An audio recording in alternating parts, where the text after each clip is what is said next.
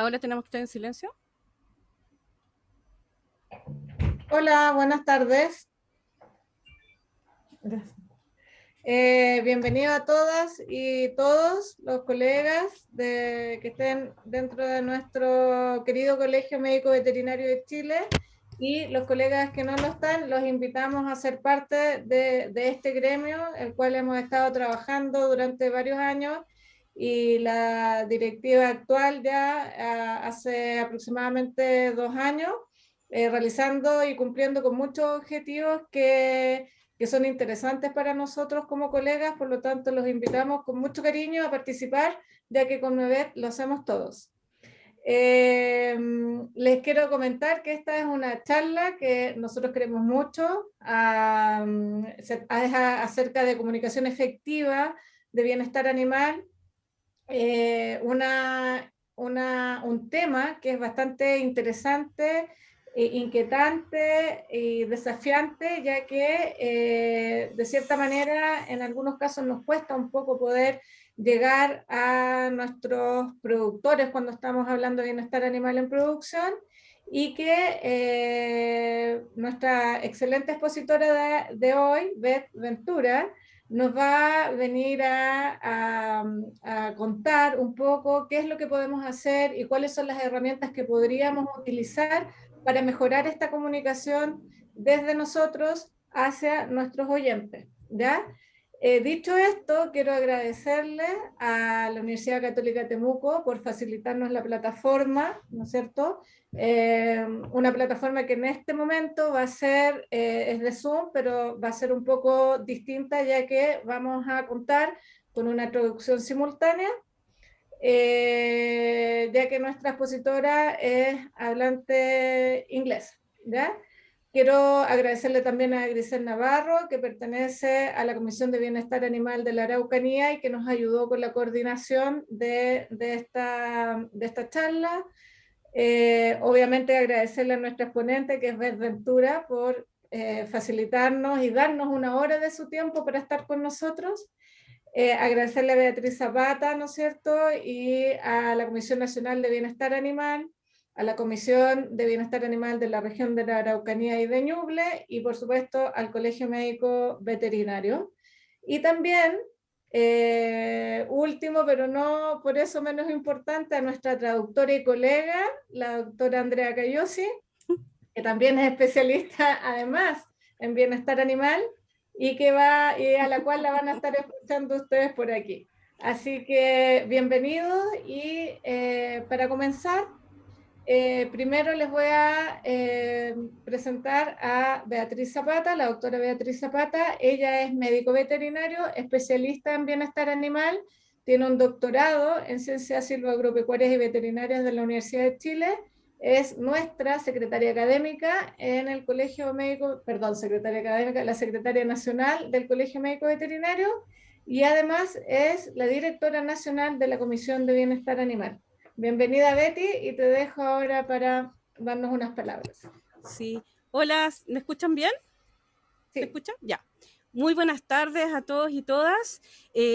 Muchas gracias por compartir con nosotras esta charla que la preparamos con tanto cariño.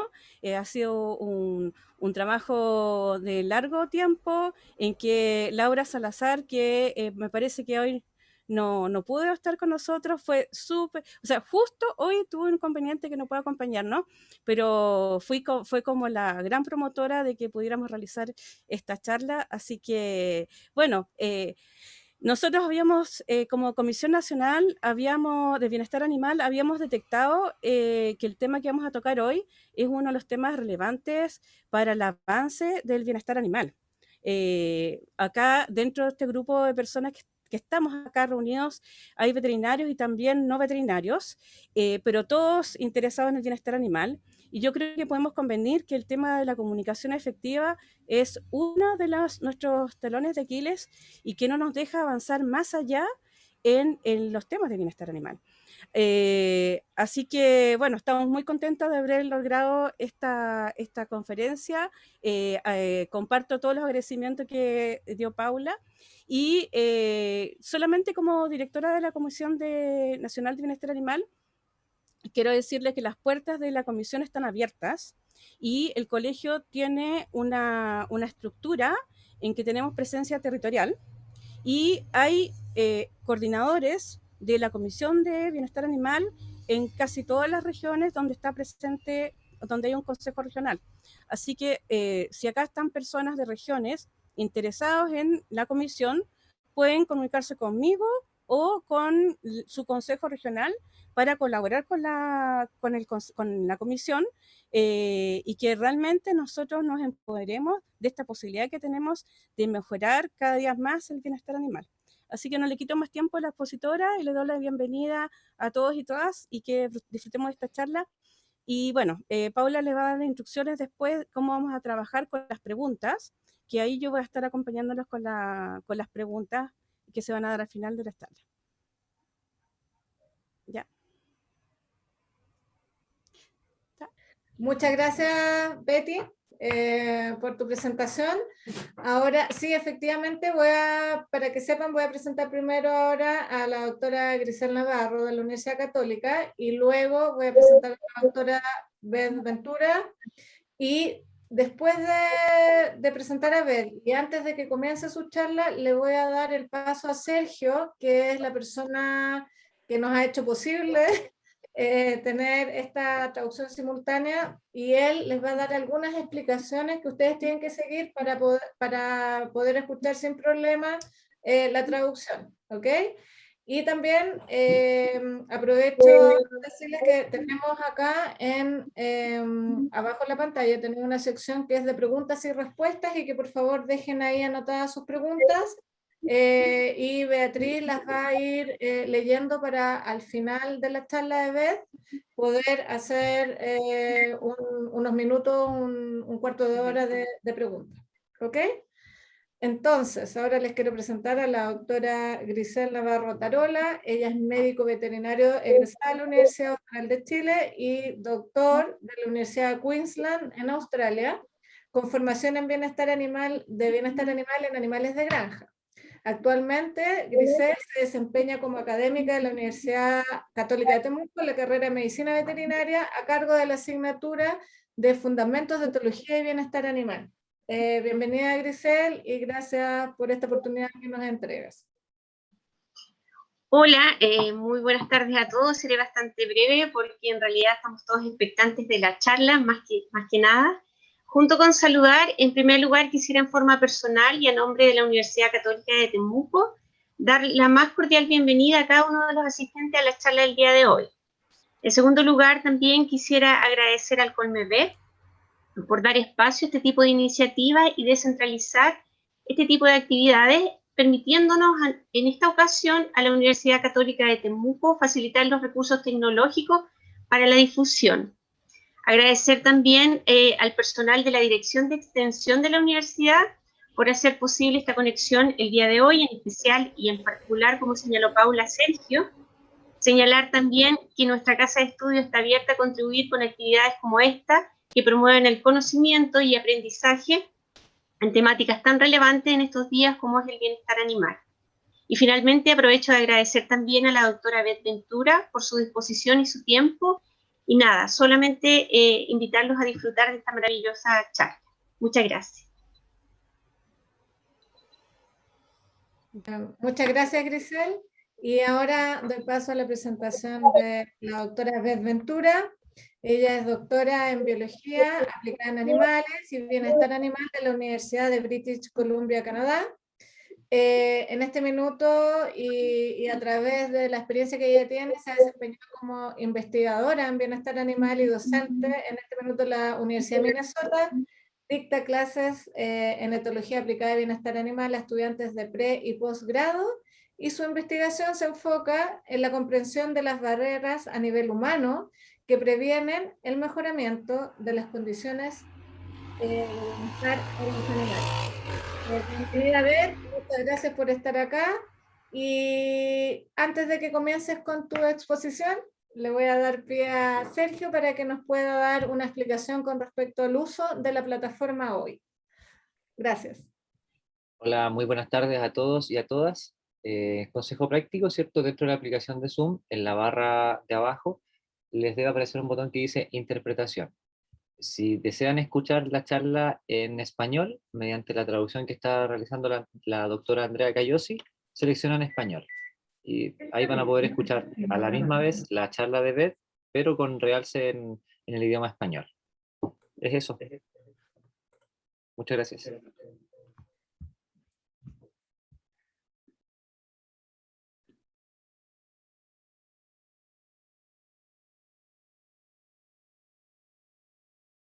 Okay, I can go. Should I go? Okay. Okay.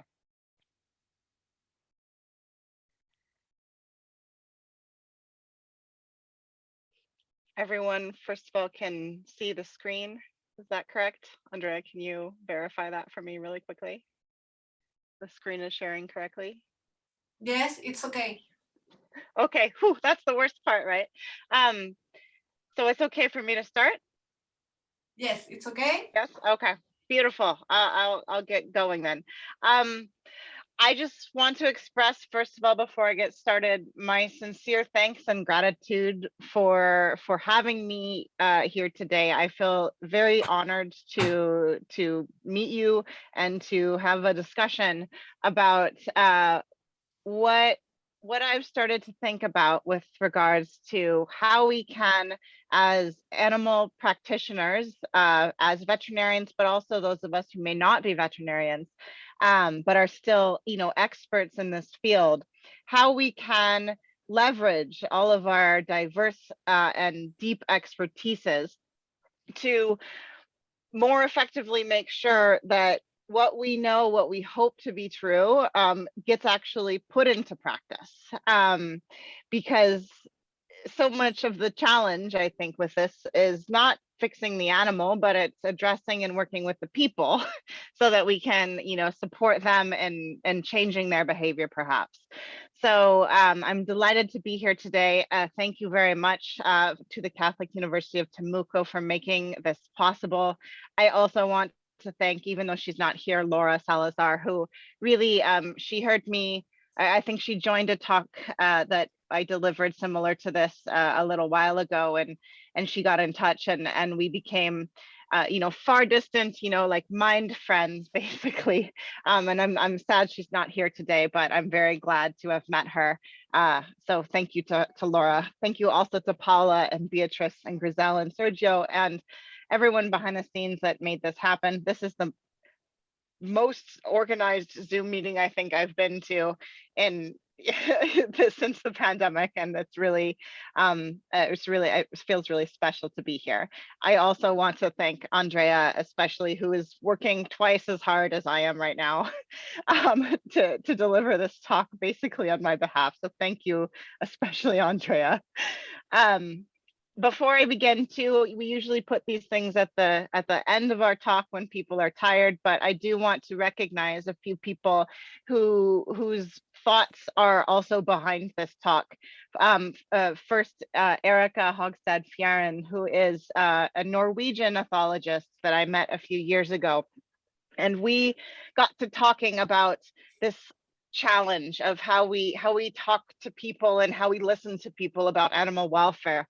And we, through the course of the last year, wrote a book chapter on this topic, which a lot of what this content of this book chapter is what I'll be sharing today. So I want to recognize her because much of the ideas in this talk are hers as much as mine. And also thank you, to Dr. Rebecca Somerville, who is based in London, UK. She gave us the chance to actually write this chapter and put it into the book that she's editing that will be out very shortly.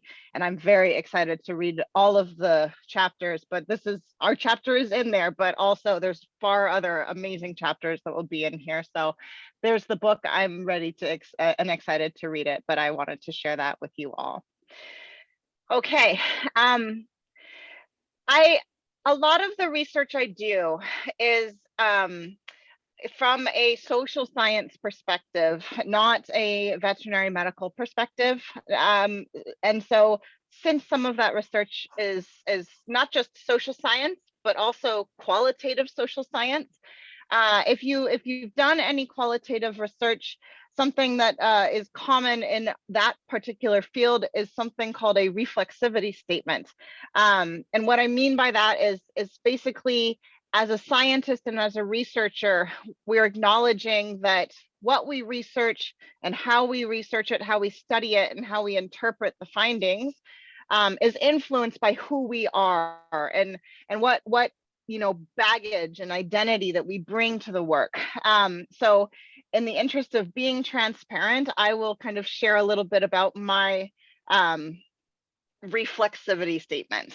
So my background, I am not a veterinarian. I thought I wanted to be until I discovered that I was really bad at medicine. I was just not cut out for it as much as I wanted to be. But I did become a scientist, and specifically I went to graduate school to become an applied ethologist, so conducting animal behavior research. And during that time, I was largely driven by this question of how we can best utilize science and scientific research to understand and find out what animals need.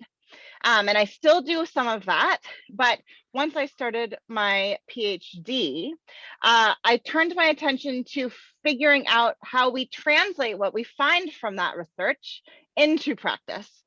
And so given that so many of the barriers to doing so are kind of the human level, either at the individual level or at the inter-stakeholder level, or even at the broader institutional or regulatory level, I started to focus there. And as I got into this work, one of the resounding kind of themes that started to emerge was that, before we can try to change people's behavior to improve animal welfare, we have to change their minds. And before we can change those minds, we need to understand those minds first. We need to understand and we need to listen. So that was a hard pill for me to swallow. It continues to be a bit of a hard pill for me to actually practice in actual life. But this is what I'm going to share a little bit about today. Some of those lessons that I've learned and I still try to teach to myself. And so just setting the stage for the talk a little bit, I will spend a little bit of time sorting through why communication about animal welfare and animal care can sometimes be so tricky, especially when we're engaging and discussing with diverse audiences. Then I'm going to talk a little bit about some of those challenges to more effectively engaging with the public, for example, or with our clients, or with other people whose behavior we want to change. I'll focus a little bit about the public. Specifically, I think if I were to, most of the veterinarians I know, when we discuss these challenges, one of the first things that we focus on is this frustration that if I could just get them to know what I know, then we could solve a lot of these problems. So we'll talk about that a little bit. We'll also talk about some cognitive biases that people hold and bring to the table when we're thinking about animal welfare. And we'll also do a little bit of internal reflection, some of the issues that we maybe carry to the table that maybe prevent us from being better at this aspect of our jobs that I think we'd all like to be better at, me especially. Then I'll talk a little bit about seeing if we can smush this gap between the expert and the public or the client a little bit, rectify this gap.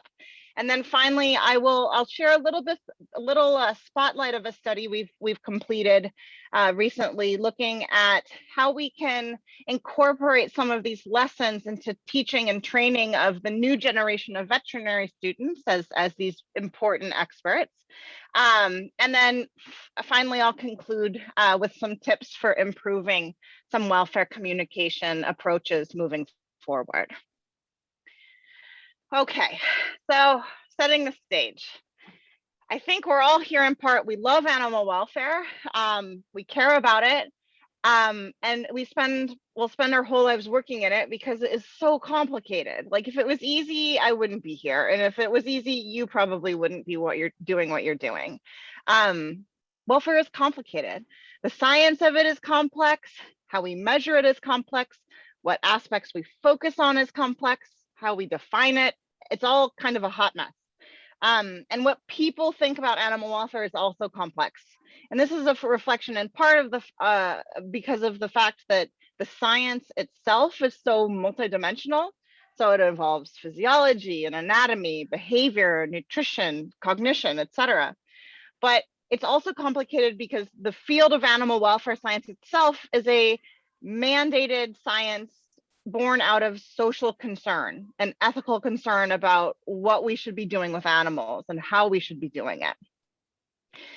And I think this complexity provides us with a very messy field that we work in. I love it. I love this complexity, but it challenges us.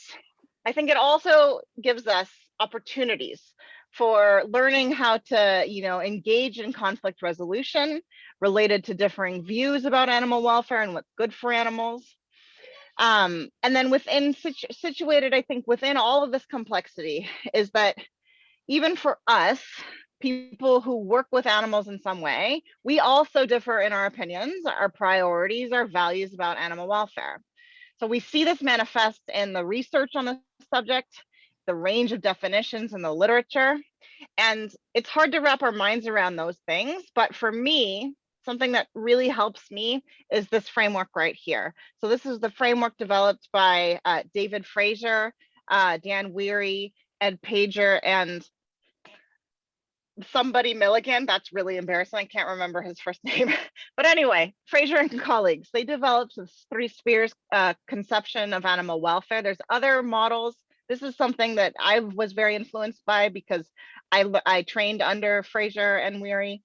So you may already, it's a very popular framework, you may already be familiar with it, but in case anybody, even just one person, if you're not, so I'll walk through this briefly. And this is basically the 3 spheres model of animal welfare. Basically says that, people conceptualize, think of animal welfare in one of 3 possibly overlapping ways. First, animal welfare may be having to do with the animal's biological functioning. So it's bodily health. This could include attributes like, the actual health or disease status of the animal, the nutritional status, whether the animal is free from injury, if it's in a good state of hygiene, what its mortality rate, in a herd might look like, different performance and production indicators. So this is a very comfortable sphere for veterinarians. It's a very comfortable sphere for farmers. But there are other spheres. The second being, okay, maybe biological functioning is important, but for another person, what they may be really focused on for good animal welfare is everything to do with the affective state of the animal, meaning the animal's mind. So are they free from negative feelings like pain and stress and fear and frustration? And are they having the ability to enjoy a positive emotional state, like feeling pleasure or comfort or satisfaction, or dare I say happiness? And then finally, the third kind of sphere is everything to do with the nature of the animal. Is the animal able to live a so-called natural life? And this nature term is a very loaded term. It means very different things to different people. But generally, in terms of the sphere, we're talking about, okay, is the animal in a so-called natural environment with no restriction to its ability to live out behaviors that are motivated for it to perform? Is it in a social environment that it adapted to live in? So if it's a social animal, is it with social companions? If it's a solitary animal, is it does it have the ability to be solitary, etc.? So considering all of that, I think aiming for a consensus on one correct understanding of animal welfare, I don't think that should be our goal. I don't know if it's possible. Rather, I think that if we recognize and we name that complexity, we can more effectively communicate within groups as well as across groups, specifically different types of stakeholders. And so when I say stakeholders, I'm talking about anyone who has a stake or an interest in the welfare of animals. So it's all of everybody in this talk, clearly, key stakeholder. All of us, we function as animal practitioners in some way or another. Maybe we're veterinarians, maybe we're farmers or scientists or ethologists or animal trainers. Maybe we work in government or policy and have a deep expertise in animal issues. We could be an advocate in some respects. Often in these roles, we take up the frame of expert. And so for the rest of this talk, I'm going to refer to us collectively as either experts or practitioners, okay? We're not the only stakeholders that are important though. I'd also, oh, excuse me, so there's our timing, whoops. There's our expert hats that we're all wearing just to make us feel good. And we're not the only stakeholders though. Members of the public are also obviously stakeholders that we interact with, and they're critical in conversations about animal welfare because they influence animal welfare in a lot of direct as well as indirect ways. So they function perhaps as our customers or as our clients if we're veterinarians. And even if they're just kind of randomly moving around in the public sphere and don't own animals, maybe they're consumers of animal products. And even if they're none of these things, even if they have no, connection with animals really, they still can be considered stakeholders as citizens who are just living in society and are maybe lending their voice to social consensus about how things should be.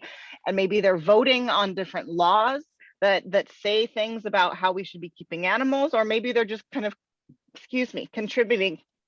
I'm just gonna take a little drink break.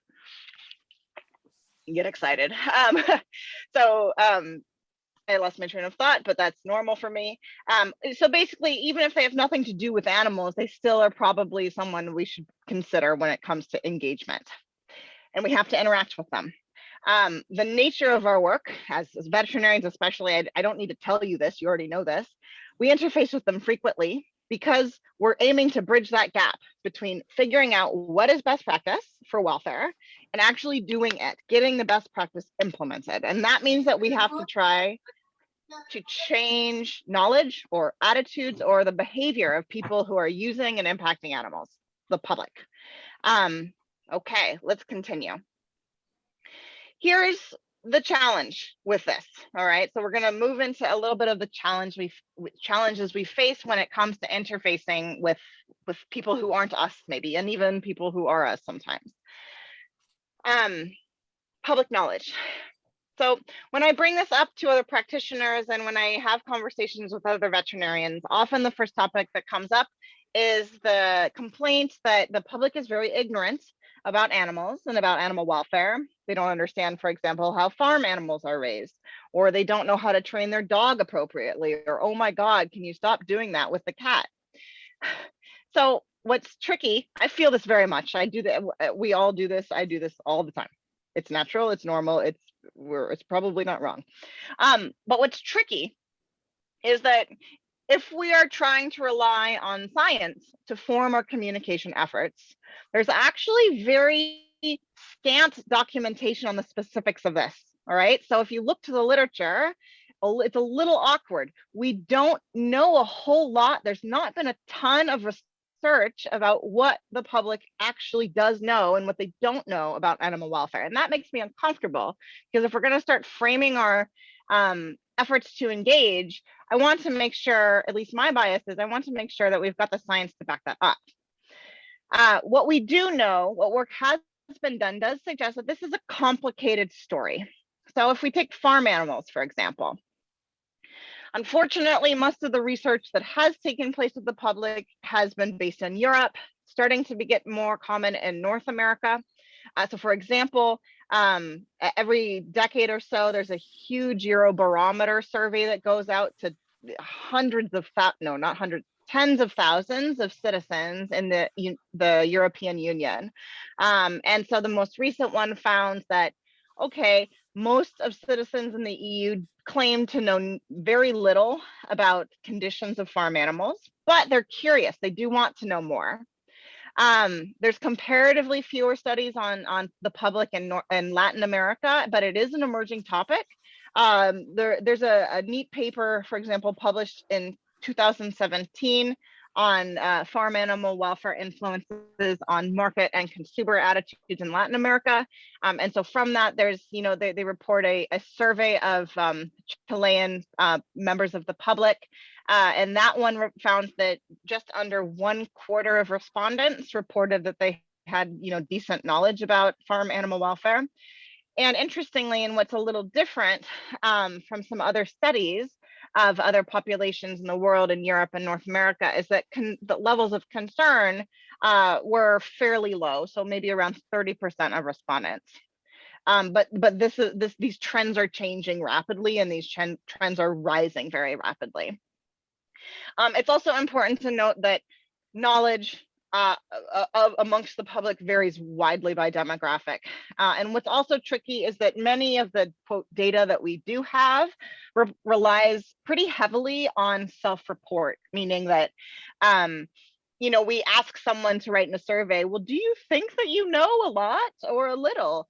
And they'll say, oh, I think I know a little, but that's not really a good measure of knowledge. We have far fewer studies that actually ask people and kind of do a kind of a test of their actual knowledge. And the story is similar with respect to knowledge about other animals and other animal welfare issues. So companion animals, for example. Again, much of this literature is drawn from Europe.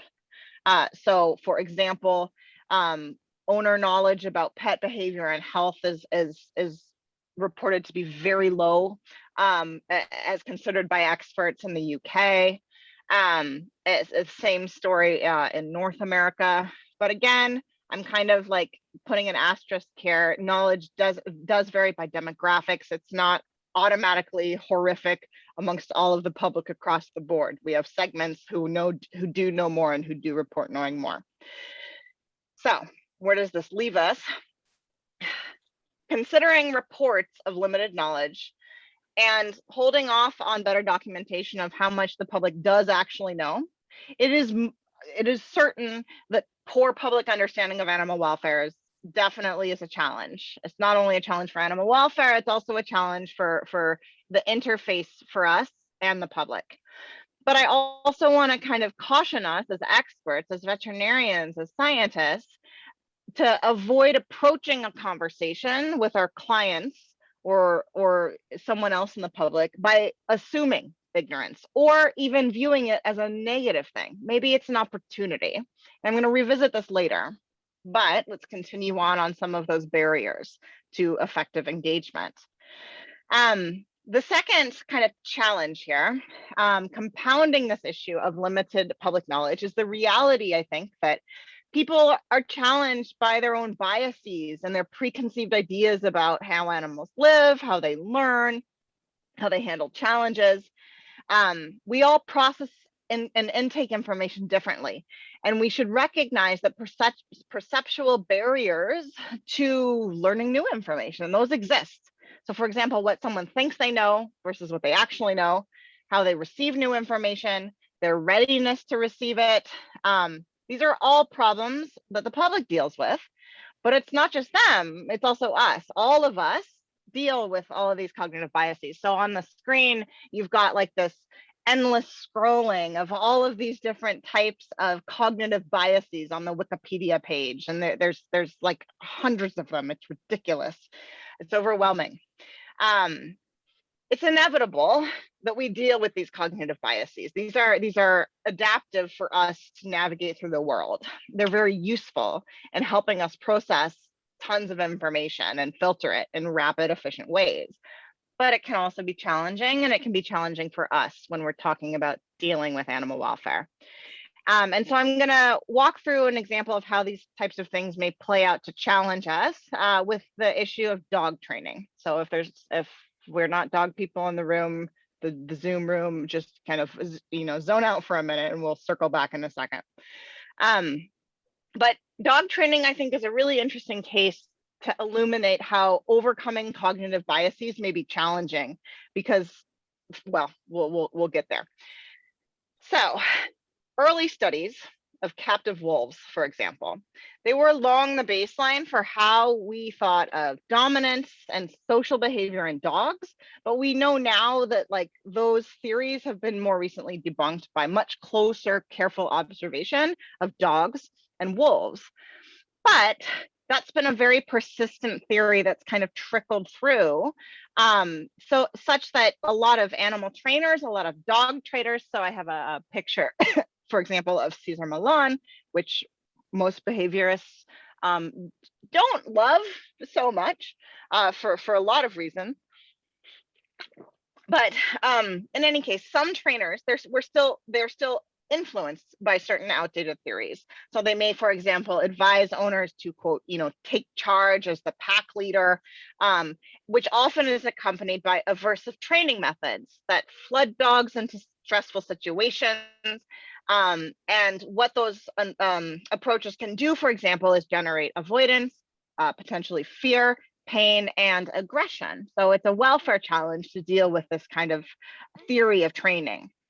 However, if these methods, this theory, if that is someone's first introduction to dog training, that may become what's called their anchoring bias, meaning they're relying too much on that kind of first piece of information that they learned about this topic.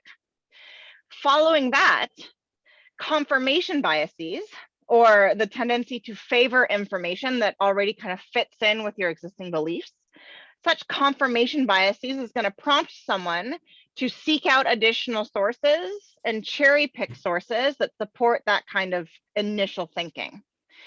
And because the mind favors simplifying things or taking kind of mental shortcuts, which collectively are known as heuristics, there may then be the tendency to fall for shortcuts to achieve desired behavior results, like some of these training methods. Compounding all of this is the tendency for humans to anthropomorphize their animals or assign them human-like traits to animals, which can kind of then confuse this issue a whole lot more. So it's kind of a mess. All right, so I'm going to shift gears a little bit, reminding us that knowledge is a challenge, or lack of knowledge, and some of our cognitive biases are a challenge, not just amongst the public, but also potentially us. And I'm gonna ask us to pay a little bit closer attention and turn inward for a moment, and focus on issues that we need to maybe reckon with in ourselves as well. And that is that as veterinarians and as scientists and as other experts in the room, you're likely trained in the language of science, which is great. This is good. Let's not change that. Always keep that as our foundation. Okay, but we are trained to rely on science as the most effective and the most desirable basis from which to improve practices, to make change. Again, we shouldn't change that. This is really good. But the impulse then might be to assume that the science should be the language, and maybe the only language, with which to communicate about issues that may require change. The challenge, though, is that much of the public, or maybe our clients, may not have received similar training. And so as experts, we may find ourselves operating on a different wavelength from the public. And it's very difficult to cross that type of gap without kind of the help of another language. So I think that we as experts will benefit from learning new languages. So, and this is especially, I think, important because the science of animal welfare, well, science generally has been embedded in social structures forever, but animal welfare especially is like a perfect example of this. The science exists because it arose out of ethical concerns about animals. It has legal ramifications, it has political ramifications, social ramifications. It's interdisciplinary. And because of its inherently interdisciplinary nature, I think this reflects the need then for its practitioners, or veterinarians or scientists, for example, to also be versed in languages that will help us navigate this complexity. And the challenge, I think, is that in many in the veterinary field, the animal fields, we've traditionally lacked formal training in things like psychology and sociology and communication. I didn't get much of it when I was training up. The only reason I started learning it was because it became part of the focus of my doctoral dissertation research. But I think that this type of training will help practitioners better understand how people get to where they're going. And I think without it, our attempts to communicate might not work. They may backfire, especially if they rest on outdated assumptions about how people process information about animals. So let's see, we're doing okay on time. I'm going to keep going. So for example, let's take something called the information deficit model. There's other words for this, but we don't have time to belabor that. But essentially, it's common for anyone working with animals, scientists, veterinarians, farmers, to ascribe ignorance on behalf of the public. As I've kind of already addressed and explained and said, yeah, we probably think that they don't know that much, so I'm doing it too. So this model assumes basically that when we as experts make recommendations or defend practices related to animals, or otherwise focus our communication efforts on the science, then if who we're talking to doesn't accept what they're told or rejects it, it's not because of anything else, it's because they don't understand. They don't understand the science, and by extension, they don't understand the reality of the situation. So the corollary of this assumption is that public concerns need to be fixed. And to do this, we often try to make kind of one-way education efforts in order to bring the public on over to us, to align them with public views. The public is ignorant.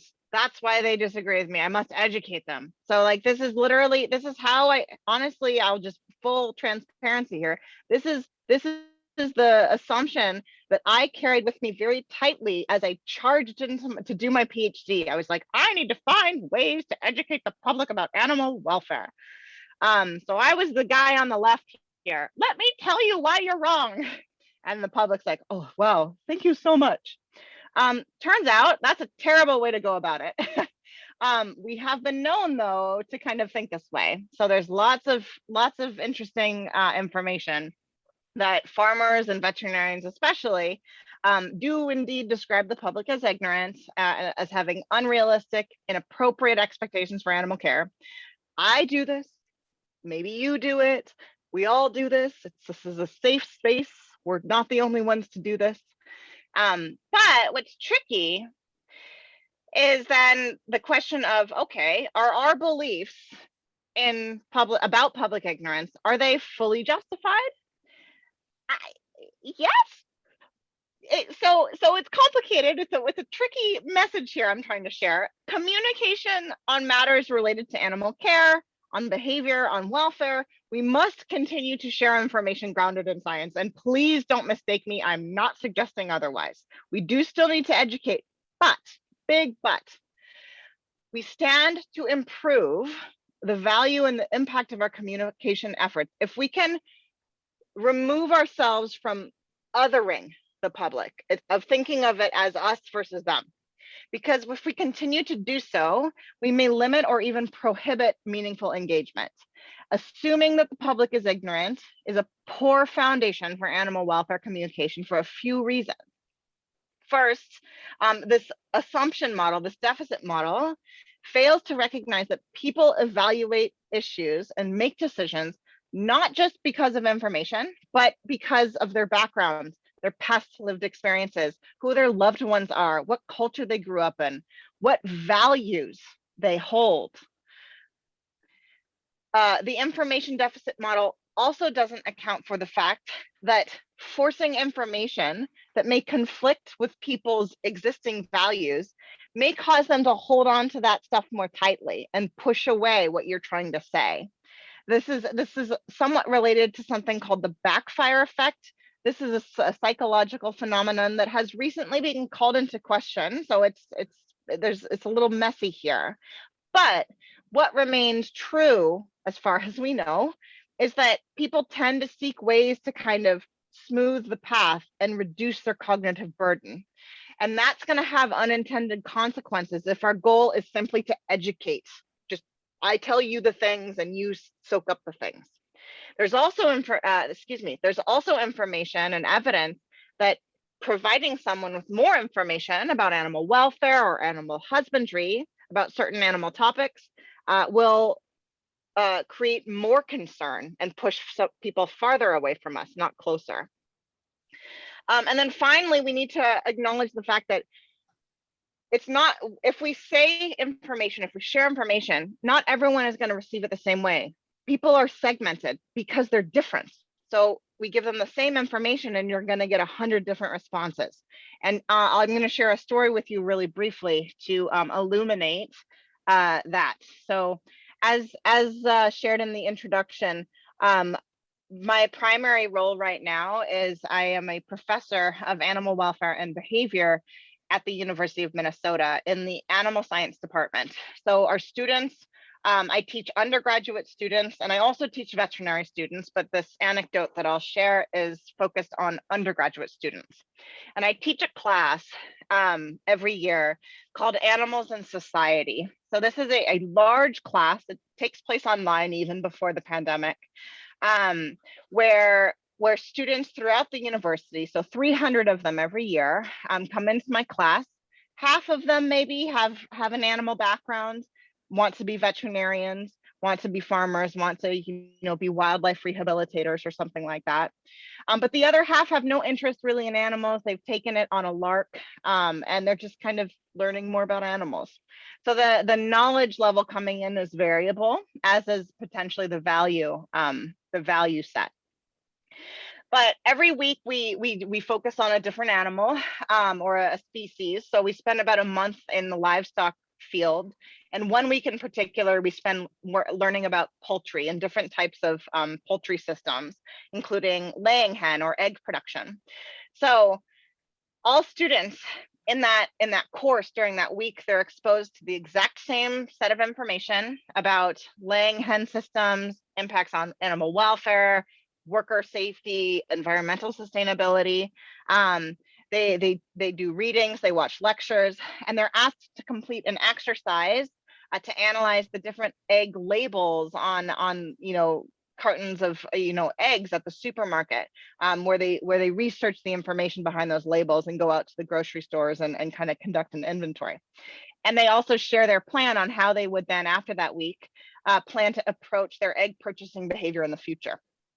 Year after year after year, students are split. It's so crazy. It's like a third in their decisions about how they would like to purchase their eggs, which I think underscores how diversely individuals that are spending a week with the same material, they segment into different directions. So here's some credits, or excuse me, here's some quotations from past students. These are real quotations.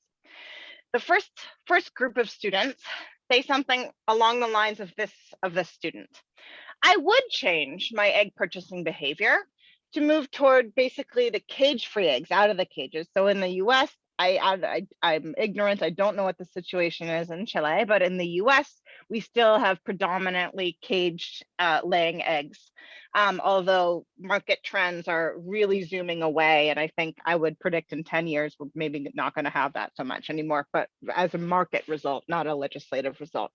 But anyway, so this kid wants to move away from the cage, to go toward cage-free, because it appears that these hens undergo less physical and musculoskeletal trauma as a result of more space to move about and exercise, as well as the opportunity to perform more normal bird behaviors. So he's valuing a lot of the elements of that natural living sphere that we talked about in the beginning. And then another group of students kind of captures themes related, similar to this student. After learning about the adverse effects that the cage-free systems have on hens, I might be sticking with cages basically, and specifically reaching for furnished cages, which have a perch and a dust bath, etc. next time I buy. I had no idea that cage-free didn't automatically mean happier and healthier animals. So he's tapping into a couple of those themes, biological functioning and his focus on health, for example, but also by mentioning happier animals, he's maybe also thinking about affective state of the animals. And then, of course, there's these students who are like, I'm poor, which fair enough. So this student, for example, shared, I will probably not change my egg buying behavior at all. All of these labels don't really mean much to me. The information is not life-changing. That's what every professor loves to hear. I feel good that at least they feel, comfortable enough to share that honestly. Anyway, so I usually consume the cheapest eggs I can find. So maybe another segment is indifferent or really focused on economic considerations. Same information, completely different decisions. So where does this leave us? I think the desired outcome is for increased alignment between experts and public, right? This is what we want. But in order to do this, I think this is going to entail compromises in both directions. So to be sure, I think a critical aim is for increased uptake of expert recommendations relative to welfare. Achieving this is then going to require us to more readily seek out where we have shared values, where those exist between ourselves and the public. However, it's also really careful I think it's also important for us to falsely dichotomize animal welfare values as, okay, these are things the experts and the veterinarians hold, and these are things the public holds. We know, for example, that the public, from the research, at least in Europe and North America, natural living is a huge deal for members of the public, or a lot of members of the public. And we also know that amongst farmers and scientists and veterinarians, biological functioning tends to take first place.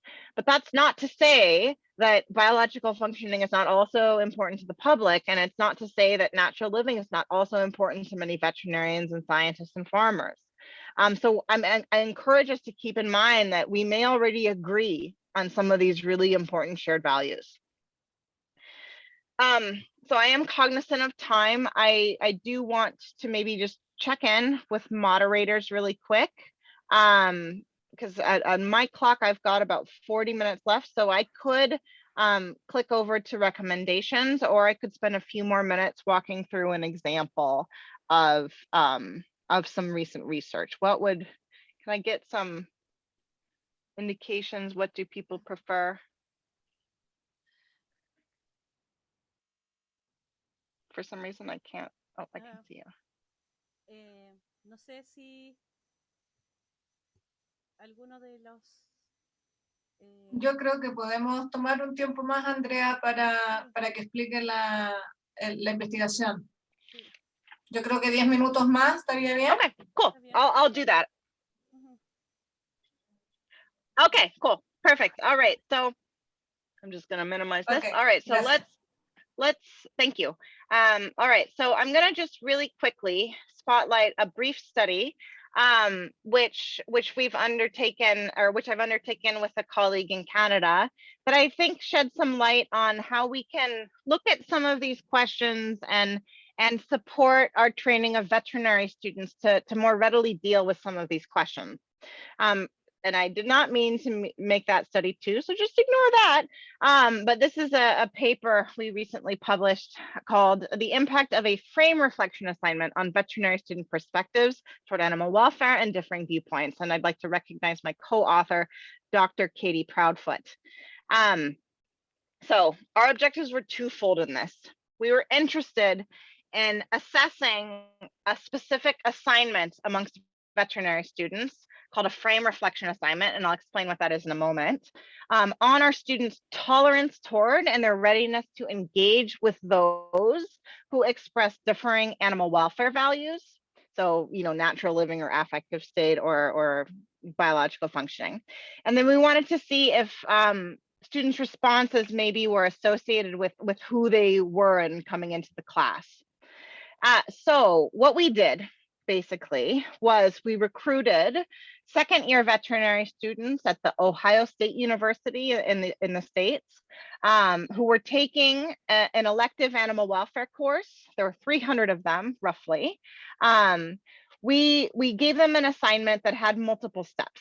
The first steps was after they had learned a little bit about animal welfare and these different values, we asked them, okay, well, what are your important values for animal welfare? What are your concerns, like big things that are most concerning to you?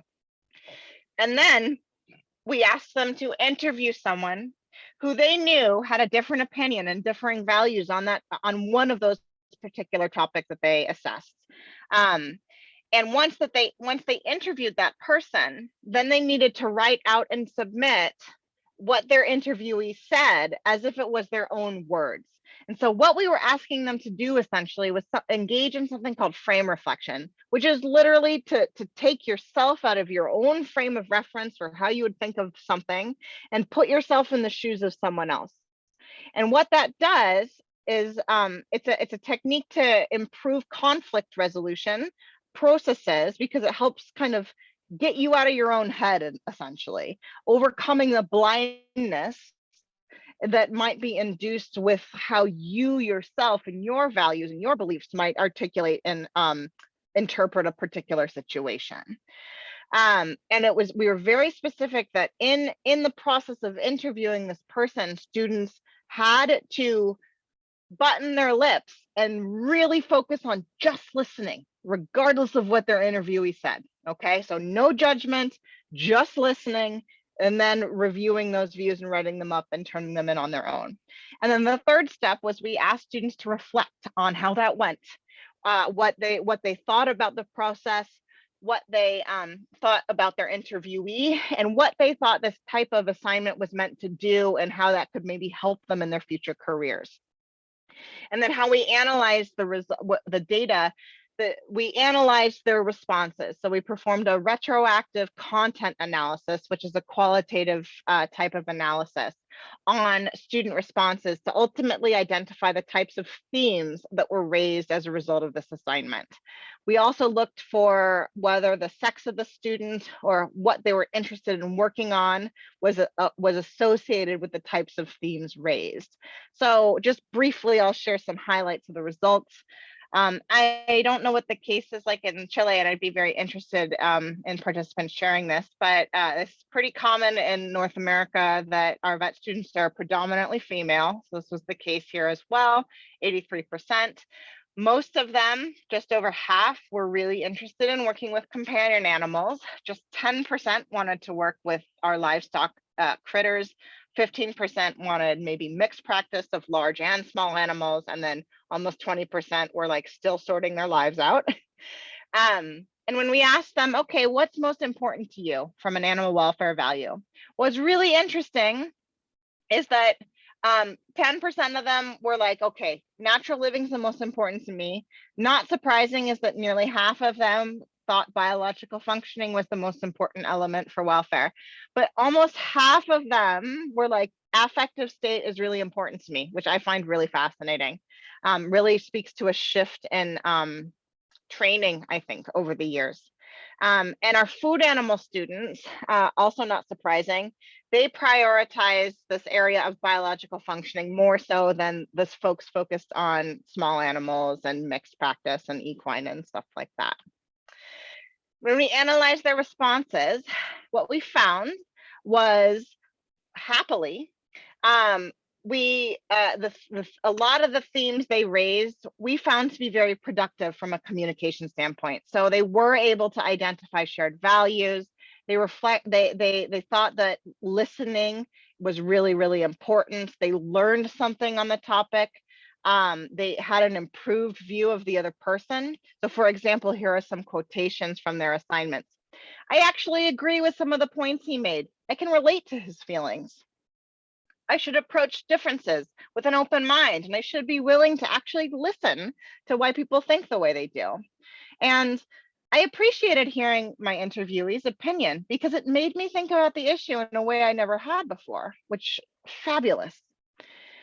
We also had some students, it was less common, but we also had students raise what we considered to be unproductive themes. These were not quite the intention of the assignment, but nonetheless, this still came out. So most prominent was, again, that desire to educate because the other person was stupid.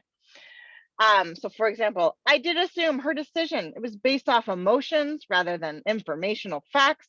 I frequently feel this way when discussing animal welfare because I feel like I have experience in the animal industry that many people do not. And this is not a judgment on this quote, right? This is again, a very normal and valid feeling. But again, it may challenge this particular student holding that view and being able to engage productively with her potential client or his potential client. This one was a little more unproductive. You know, her disagreement, her desperate need to reason out her answers by fumbling through her responses. So it came off as quite judgmental to the interviewee. She seemed ignorant and unwilling to hear my opinions. Well, the point of the exercise was not to share the opinions, so this student kind of couldn't help themselves. What was interesting is that our female students included more unproductive themes in their responses compared to the males. But even though there was a little bit of unproductiveness, we still had a lot of success for this assignment. Students felt that it was really helpful for preparation, not just for their careers, but also for their lives.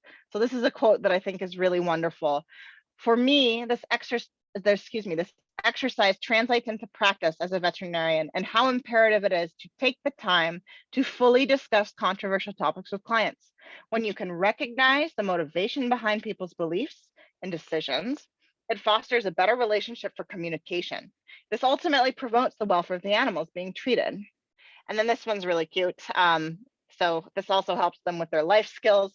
Whether I'm trying to sincerely understand why a client would want to dock their dog's ears, or why my father voted for Donald Trump, I can use these skills to allow me to see a different perspective than my own. So this leads me to my last slide, which is some recommendations for how we could consider approaching our communication. The first is basically assigning homework. I encourage us to develop some knowledge of communication and social science research and approaches. Most of us, or some of us at least, lack formal training on this. And I think if we consider integrating this, we're going to be better placed to communicate. I also encourage us to,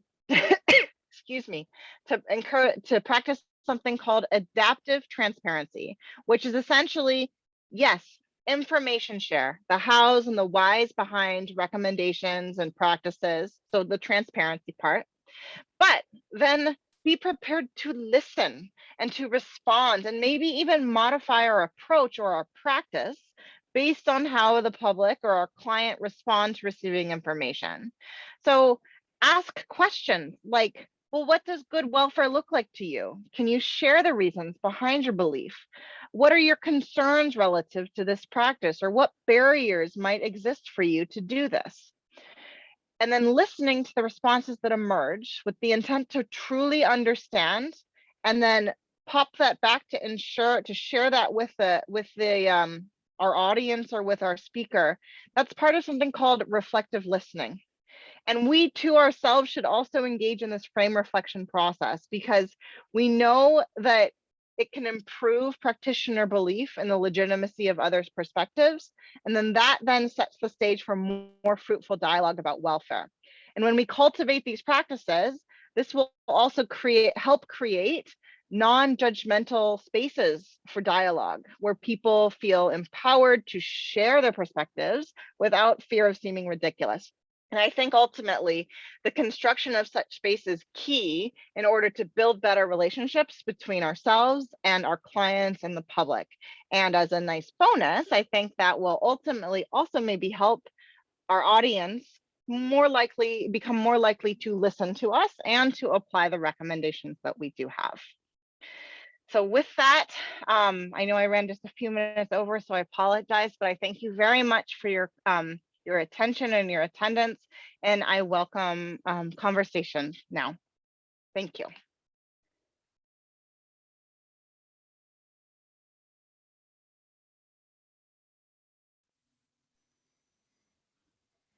Muchas gracias. Ok, muchas gracias, Beth. Muchas gracias, Beth, por tu charla muy interesante, amena y, bueno, con muchas cosas nuevas y desafíos que nos quedan para continuar desde los que trabajamos en bienestar animal, como de los colegas veterinarios que también trabajan con productores o clientes en clínica menor y que necesitan ir aprendiendo un poco más o profundizar un poco más en lo que opinan estos clientes o productores con respecto al bienestar animal y por qué, ¿no? Así que muchas gracias. Y ahora voy a dar paso a las preguntas. Tenemos acá algunas preguntas escritas no en el chat, pero en el sector de preguntas y respuestas. Y dejo a Beatriz que va a ir ella leyendo las preguntas para que Andrea se las pueda traducir a ver. ¿Ok? Por favor, si tienen más preguntas las pueden ir haciendo ahora, nosotros vamos a ir mirando. Gracias. Gracias, Beth. Hay algunas preguntas que en realidad son comentarios, que los que son comentarios los voy a dejar al final. Voy a partir con las preguntas y si queda tiempo, reviso los comentarios, ¿ya? Una pregunta de César Bonilla. ¿Conoce algún estudio sobre la conducta de las personas respecto del bienestar animal versus el conocimiento en bienestar animal? Puede existir mucho conocimiento, pero cero actitud o conducta.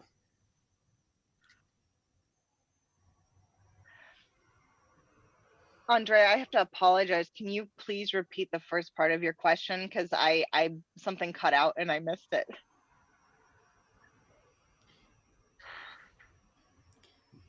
Okay.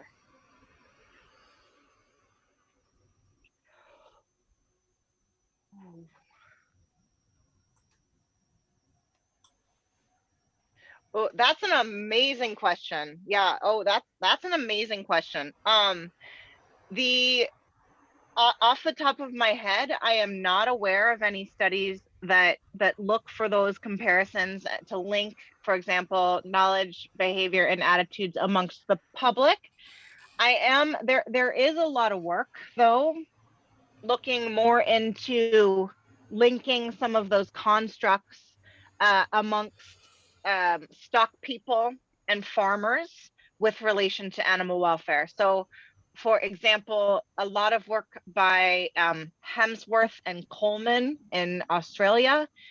They've done a lot of work to look at how the attitudes and the beliefs about cows, for example, and their own work, how that then translates to their behaviors on the farm, how their approaches to the cows, linking not just their behaviors with respect to management of the cows, but also then how the cows respond and outcomes at the cow level, both production measures as well as welfare measures. So I love those studies because there's a lot of the reason that we, I mean, other than just pure academic, it's interesting, at least for me, the reason we are interested in things like knowledge and attitudes is because there are theories of behavior change that exist that posit a linkage between some of these things. But there are so many cases where the attitude doesn't translate to the behavior, right?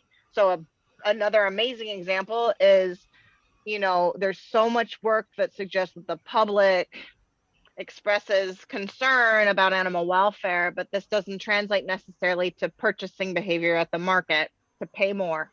So this question of willingness to pay at the market, it's more complex. There's a lot of reasons for that. It's not just because their attitudes don't relate to what they might like to do, but there's other barriers at play, like economic status or lots of other things. But the Hemsworth and the Coleman research in Australia, I think, is fabulous because it does provide these really strong linkages between, all right, we know that if stock people have negative attitudes toward the animals, that's going to translate or be more likely to translate into behaviors that translate into more stressful handling practices, which then translate into stressing the cattle, which then translate into, you know, poorer production outcomes as well as poorer welfare outcomes. And it's not always the case where that neatly lines up so beautifully, right? Like there's lots of examples where that's not the case and something, you know, comes into play.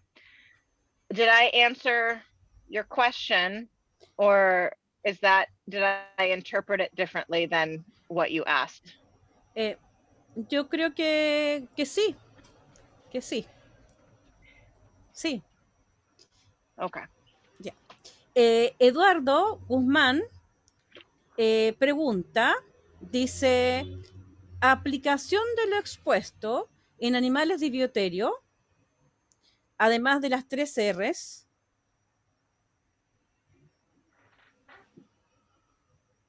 O sea,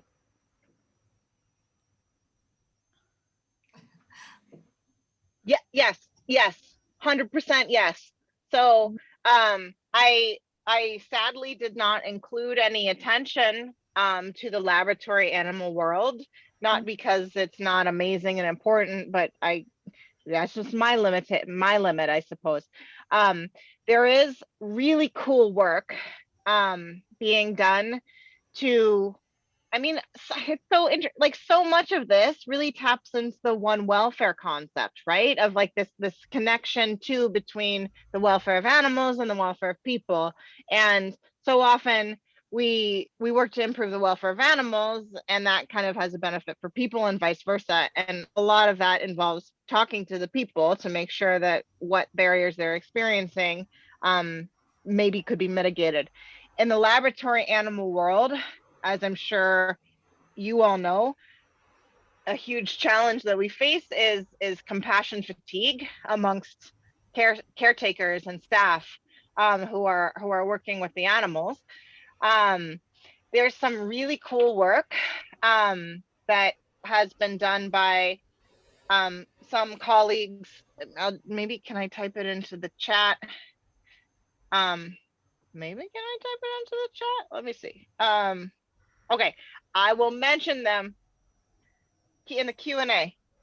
And this was, okay. And so who, it was Edward, yes, enter live. Got it, I got it.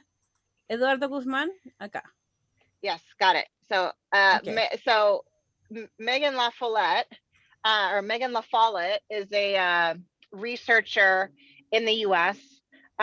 She works for a laboratory animal organization now, but a lot of her work focused on looking at this connection and talking to laboratory staff and laboratory personnel, asking them questions about animal welfare, how they perceive their work, what barriers they experience relative to animal welfare and improvement of animal welfare, but also looking not just to the mitigation of suffering and from a 3 R's approach, but looking to some like really cool, fun techniques.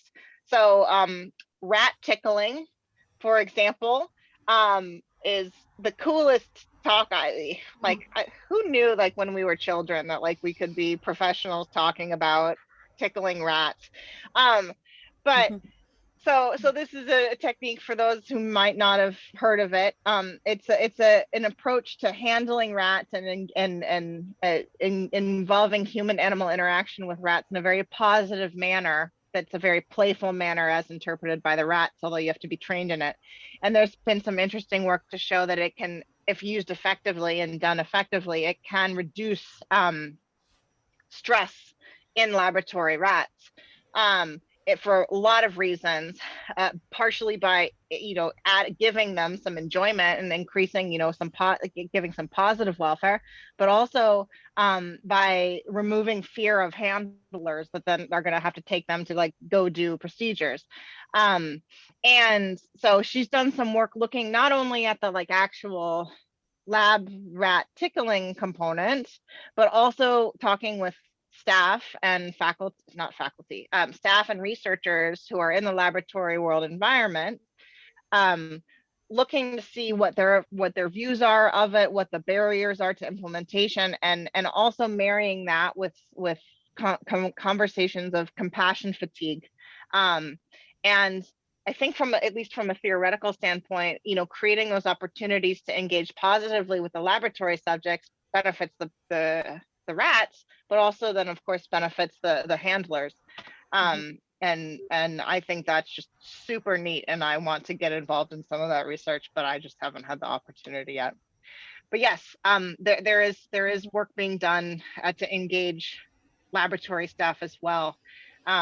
That's a very complex world though, because I mean, in some ways maybe it's similar to, this working with the people who own the farm, who make the decisions on the farm versus the actual stock persons and maybe the labor that's hired on farm. But in some ways, it's almost like there's even more power structures and hierarchies involved in the laboratory world. So that makes that's an added complexity, because I think in order to really get at some of those issues, you can't just talk to one level of person or one type. Like, you have to kind of have this diverse, integrated engagement of all of the players in the laboratory environment. So from where I'm at, it's the student workers who are the undergraduate students trying to get volunteer time in the lab but are caring for the animals, and then it's the people who are paid but maybe don't have advanced degrees, and then there's the graduate students, and then there's the laboratory staff that come in that don't actually work for the lab, and then there's the PI at the top who maybe never sees the lab animals, but that's the person making the decision along with the institution. But all the people who are day-to-day working with the animals, it's a whole complex ecosystem. More work to be done there. Muchas gracias. Quiero leer una felicitación, entre medio, de Noelia Coria. Dice: muchas gracias por la presentación. Qué bueno que nos mostró su trabajo con los estudiantes. Y después nos comenta que ella escribe desde Río Cuarto, Córdoba, Argentina, de la Universidad Nacional de Río Cuarto. Agradece. Sí. Bueno, una pregunta. Janet Camargo es una amiga colombiana, ella es de Colombia. ¿Esa comunicación efectiva se puede usar con las personas animalistas?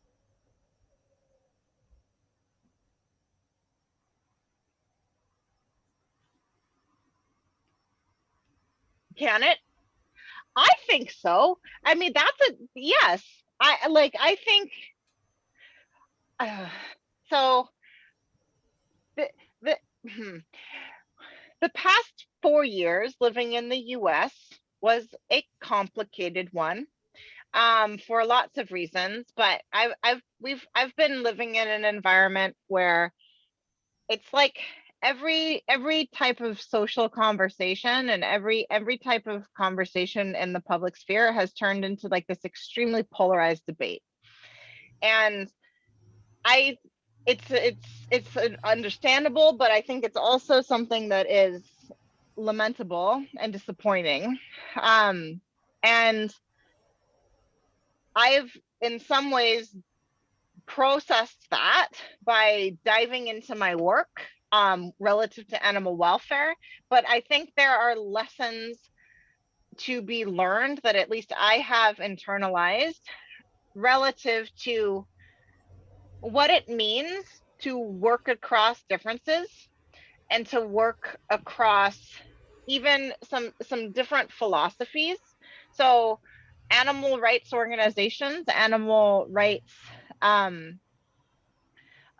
ethics may be a little different than animal welfare ethics and animal welfare paradigm approaches. So I sit within a very animal welfare orientation. So my particular chosen approach is to acknowledge that we use animals in various forms.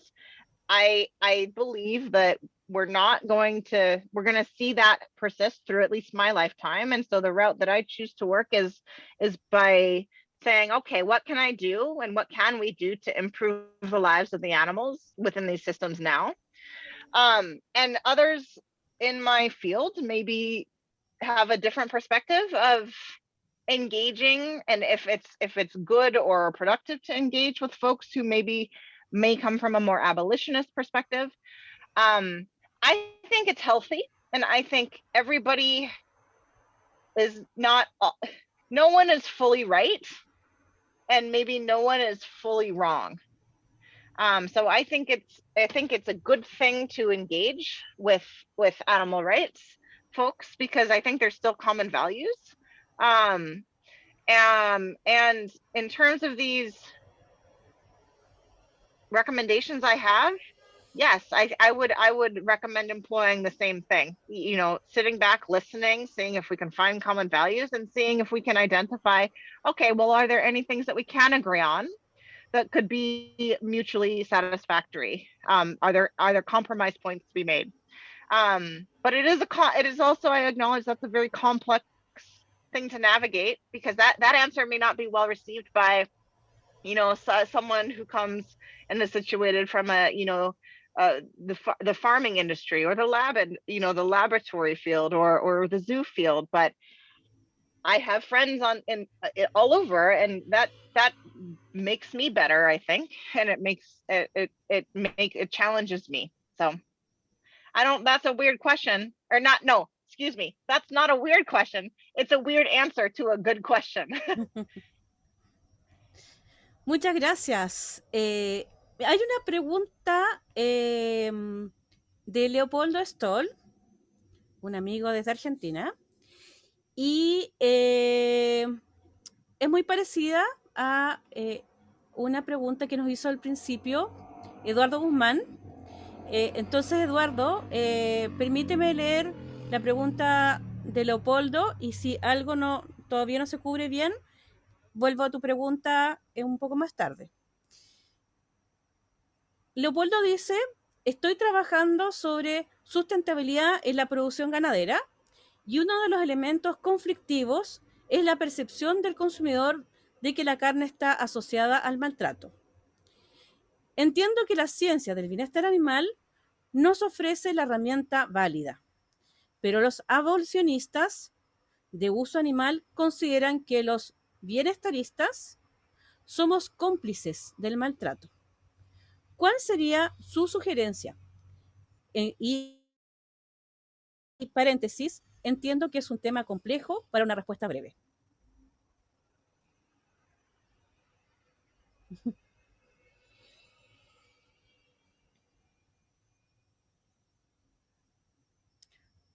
Beth, estás... I don't know why I muted myself. Yeah. Sorry. You're already doing amazing. I don't want to make you try to read my lips and translate. Okay. Yeah, that's a hard question. All I say is it's a hard question for me, because I honestly don't know how to answer it well. I see the argument that welfareists perpetuate the system. I don't necessarily disagree with it. I maybe have a different perspective of whether that's a good or a bad thing. I don't know if it is a good or maybe I feel very neutral about it. I think it's more for me a pragmatic thing. It's gonna continue. I want to make sure it's better, and that we reduce those negative externalities on environment, on animals, on communities, because there are negative externalities. And I think if we can't have that conversation, then we can't make progress, and there's always progress to be made. We can always do things better. And I think being able to acknowledge that we can always do things better is a first step before we can actually do the things to make them better. There's nothing is perfect. And so, and that may not be, but at the same time, I recognize that, yeah, abolitionists I think are right, that yes, we do perpetuate it. We hopefully we help make it more sustainable. Perfecto. Muchas gracias. Lobsan Rico nos escribe desde Canadá y la pregunta es, en su opinión, ¿qué opina sobre la investigación que ha realizado la doctora Temple? ¿Está en inglés? ¿La viste? Ah, ya, ok. Ya, bueno, pero tengo que decirle en castellano. ¿Qué opina de la investigación de Temple Grandin, que ha realizado por más de 2 décadas? So I first got to meet Temple when I was in Brazil on a project working with Dr. Adraldo Zanella. And I was a baby student, my first animal welfare project, and it was amazing. Like I was, you know, what was I, 19? And I was like, oh my God, this person that's world famous that, you know, has written all of these papers that I've read, like I'm meeting them, and oh my goodness. And I have warm feelings toward her because she's changed a lot of things. She's brought, I think, more than any one person, like the awareness of the field of animal welfare science to the general consensus, like the general social consciousness. People know what I do because of her, which is great, conveniently for me. It's easier to explain what I do, even though I don't do what she does exactly. It's close enough. I think she's done a lot of really powerful work to work with folks on the ground to reimagine slaughter. That's an area that's hard for a lot of people to work in, especially those interested in animal welfare. It's a difficult emotional subject, and so I really appreciate that she's worked in that area. Yeah, I don't know if that's Perfecto, muchas gracias. Bueno, hay una pregunta, creo que un par de preguntas más, ¿no es cierto? Y como para ir cerrando. Creo que son las 8:30. Sí, sí. Quiero leer un comentario de una estudiante. Me too. Una comentario de una estudiante que creo que es interesante leerlo. Michelle Ambler dice: soy estudiante de la Universidad Andrés Bello y encontré muy interesante la charla, especialmente como habla de las diferencias de opinión que tiene cada estudiante. Así como hay muchos compañeros que no quieren dedicarse a la producción de animales, pero encuentro interesante cómo el bienestar animal tiene tanta importancia en ella. Es un comentario de una estudiante. Y Betty, ¿sí? hay una pregunta de una colega brasilera, parece. Algo yo no sé leer portugués, pero dice: todas las facendas de leche. Haciendas de leche en Estados Unidos están adoptando bienestar animal. Pregunta. Es una pregunta. Sí. Todas las haciendas de leche de Estados Unidos están adoptando bienestar animal.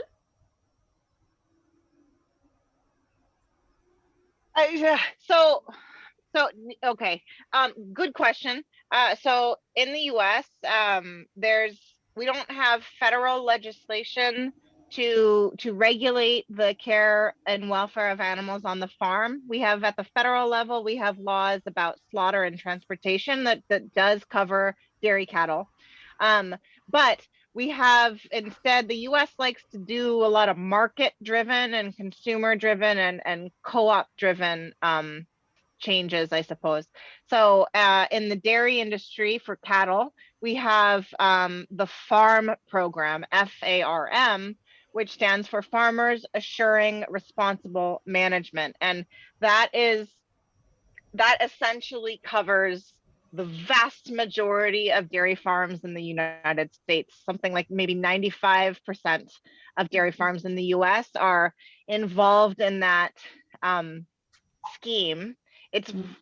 voluntary, but like in a weird sense, right? Because if they are subject to assessment, and there are standards, animal welfare standards. So for example, as of 2017, farm does not permit its dairy farms to do routine tail docking of dairy cattle. And the farms are subject to assessment. And if they fail those assessments repeatedly, theoretically, they could lose their market, which would be a pretty strong incentive. But it's not a legal requirement necessarily. I don't know if that was useful. In addition to that, there are certainly third-party verification schemes that have extra welfare standards that those farms can choose to be a part of, and pay to be a part of, and then they get a higher return for their product. So humane certified, for example, but it's challenging for dairy because of the way milk is pooled. So it's a little challenging there, but still happens. Muchas gracias. La última pregunta, ¿ya? La última pregunta es de Tamara Tadic, que está en inglés, ¿ves? Pero la leo para los demás en castellano. Una gran charla, ¿ves? Gracias por compartir la información. ¿Cómo podemos convencer a nuestros colegas sobre la importancia de la comunicación, de la ciencia de la comunicación, y dejar el modelo deficitario de lado? ¿Ya? ¿Qué tan frecuente?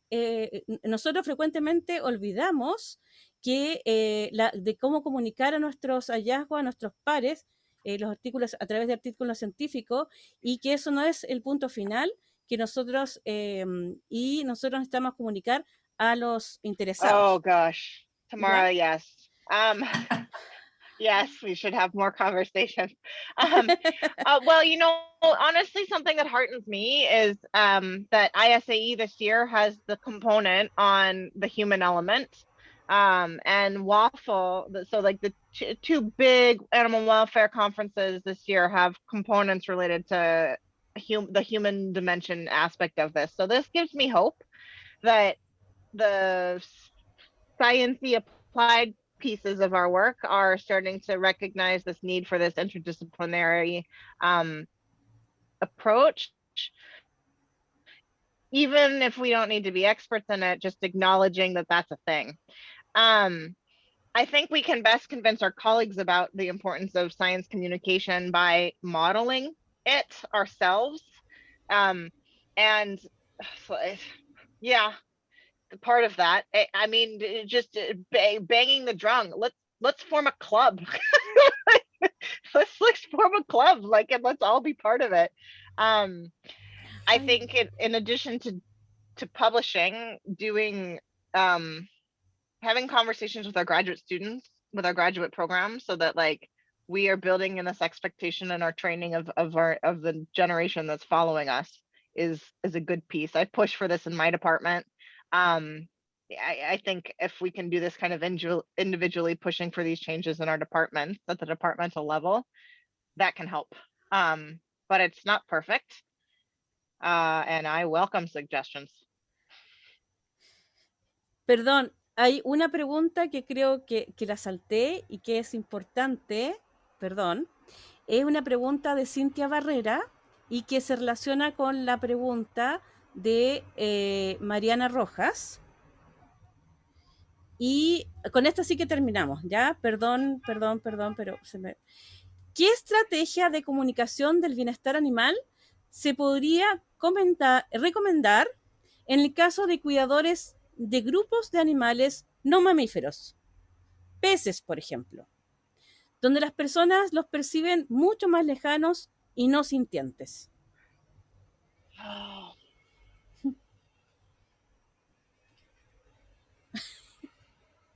That's a great question. I love this question. I think this could be a good example of maybe we start with a similar approach. We ask questions first of our audience so that we can map out oh, here are the things that we need to address, you know, so that we're not wasting our time dickering with one area where what they're really thinking about is fish don't experience pain or something.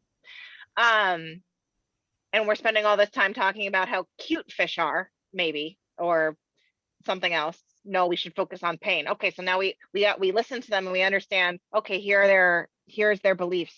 And then we can engage in a conversation, be like, okay, so like, tell me about your experiences with fish. Like, tell me about what experiences led you to this. I do some of this a little bit with my students because I have a week on fish week in that same class. And sometimes I do pre and post surveys in that, okay, like, what are your beliefs here and here and here? And Fish Week is a big changer for students because so many of them are like, wow, Fish Week was my favorite. I had no idea that some of them have demonstrated to use tools. Some of them, like, I didn't know that they felt pain. I didn't know that they were smart. And it changed their opinion because there was no expectation on my end that they were dumb for not knowing it, right? Like I was just like, I was excited about the fact that fish are cool, and I'm like, here's this cool stuff that I've learned about fish and here's where it came from. And I invite them to also engage in some reflection along the way so that they can kind of self-query themselves. So I know that like we can't always be in a class environment where like they have to listen to you because they're paying for it. But I think some of those lessons can maybe apply, like listening first, really exploring where they're coming from, and then targeting it, you know, gently and with a little bit of excitement. For like, whoa, this is really cool. I think that can come off as a little less threatening. And that's hard to do in practice because especially, I think so much in our work, we're so passionate about the subject and we face so much suffering as a result of some of these beliefs that it can be hard to do it without anger and without, you know, frustration. But maybe it's also a reminder that when we are finding that in ourselves, it's a good signal of like, oh, I need some self-care. I need to, you know, to let someone else tap in on this for a minute so I can come back to this refreshed. Muchas gracias, Beth. Muchísimas gracias. I did see also, Lobsang had a question really quick. Do I consider that animal welfare should be an elective course or a mandatory course? I want it a mandatory. I think everyone should take it, not just veterinary students, but let's put it in like grade 5, you know, 10-year-olds, everybody. Muchas gracias, Beth. Estamos un poquito pasadas en el tiempo, pero bueno, aprovechamos, Sorry. pero te aprovechamos. Muchas gracias por tu conocimiento, por compartir tu conocimiento. Y no leí a todas las felicitaciones que estaban en el chat, pero hay muchas felicitaciones por tu charla. Y bueno, yo me despido acá, nuevamente agradeciéndote a ti y a las personas que aún todavía nos están acompañando. Agradecer a Andrea. Sí. Yes, thank you very much, Andrea. Sí, muy bien. Y a la Universidad Católica de Temuco por permitirnos esta plataforma que yo la encuentro maravillosa, que podamos compartir tranquilamente el conocimiento de Beth y Beth entera. No tenemos a Beth acá compartiendo con nosotros. Y gracias a la plataforma que nos permite esta traducción simultánea. Así que bueno, me despido. Yo no sé si alguien más quiere despedirse.